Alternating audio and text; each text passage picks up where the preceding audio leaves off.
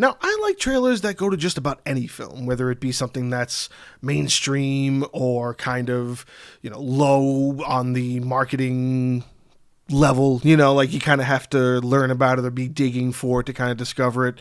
And I feel like a lot of people might be aware of this just because it's got Giancarlo Esposito, who's been in so much that people recognize him from.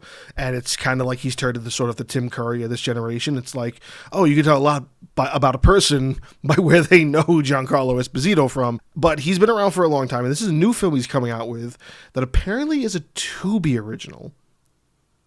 Which is interesting because I really didn't know that TUBI did original content. I thought it was literally just this free platform to get like the shows that are kind of free already and a whole bunch of movies that you could probably get for free also if you watched like Crackle. Like I don't even think Crackle has their own series and films. I could be wrong. I've never seen it, but I guess I wouldn't put it past them. It's just odd because TUBI's basically free. And I know that when you have the subscription-based services, those will have their created content. Like Netflix has built this huge catalog over decades, and then you got something like Shudder. Shudder's a small-time guy. They've got their own content and their own series and their own films, Shudder-based and Shudder-produced, but that you also pay for. I didn't know that really like these free networks could actually just push out there. I thought if you were getting something on Tubi, it literally had to be like an independent film that they're like, yeah, I don't care. I'm going to give it to them for free on this website. It's these kind of films that even Netflix wouldn't touch. You know what I'm saying? So it's very interesting to see a Tubi original with somebody of the caliber of Giancarlo Esposito. At least that's me. And I was just interested in it, so I figured let's do a video for it. So now it's called Please Don't Feed the Children, and I have no idea what this is about. It's not even that big of a deal. It looks like it's only got less than 240,000 views. I mean, granted, the trailer that I'm watching now has only been out for a couple of days, but the film itself is getting dropped. What's today? Today. I'm recording this on the 24th. It probably won't get put out until maybe tomorrow or the day after, but it's meant to release the 27th. So let's see what it's all about, I guess. Our parents, teachers, families were wiped out. Only adults were infected. Most were killed. They blame kids for the outbreak. I recognize her too. What do I Escaping is the recognize goal. her from? Find a hospital now! No, we can't. They're gonna arrest us. It's a big house.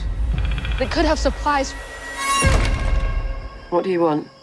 I'm not supposed to take in children. Please, you have to help us. Come on. Yeah, to be original. That's so Make crazy. some cookies. Isn't this fun?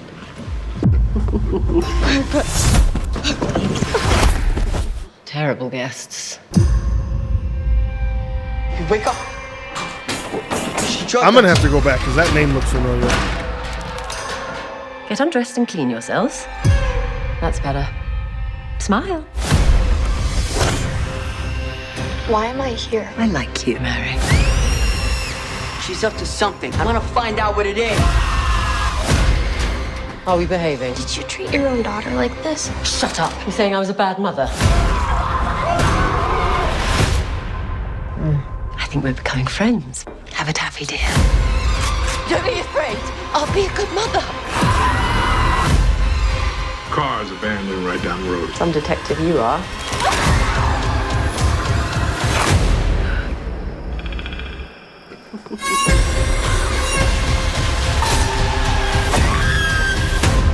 I'm just scared. You have no idea.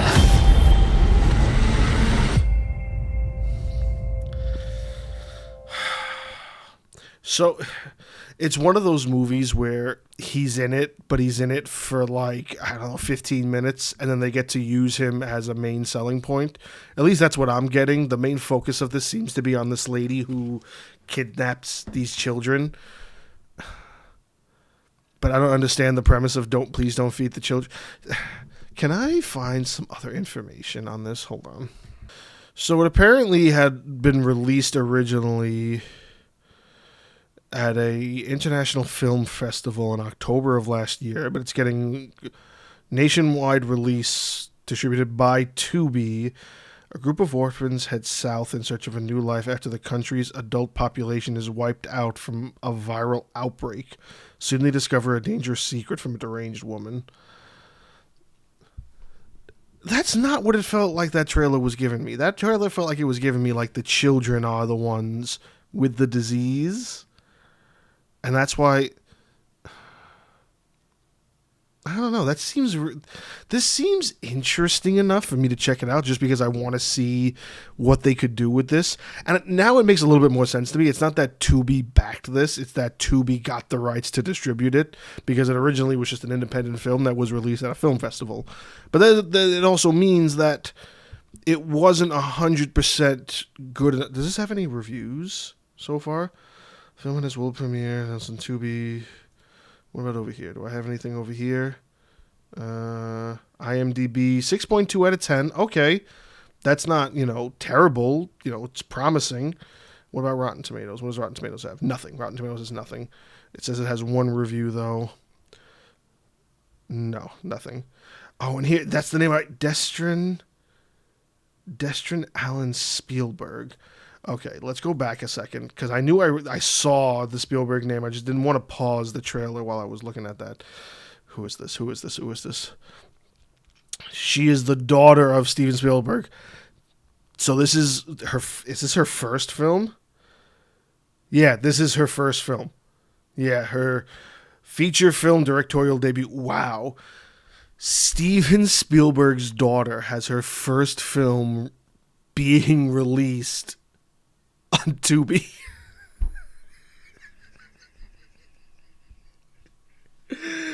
Oh, I don't know why I find that so funny. There's something wrong but hysterical about that at the same time.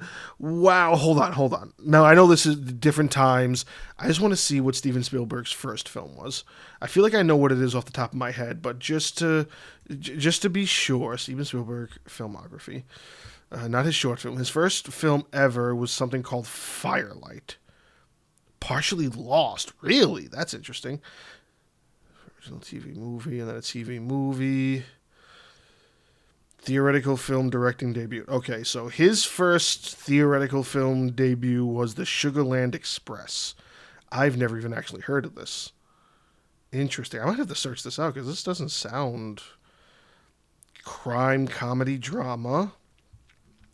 $3 million budget, and it made $12 million in the box office. Okay. What's its reception? 87% on Rotten Tomatoes. All right. But yeah, that's his first film that went into theaters. And I guess, yeah, his stuff dates back to a few other projects before that. Then I guess weren't that big. But then again, you're also talking like this was the 60s and the 70s. So filmmaking was vastly different. So that makes sense to me, I guess. But it's just really interesting. Like, she's the daughter of probably one of the top 5 biggest directors in movie history. And her first film, I mean, I guess that's just also the sign of the times. Like, we're talking about a different era, her trying to be a director in this era. That seems like it is the path for her. Like,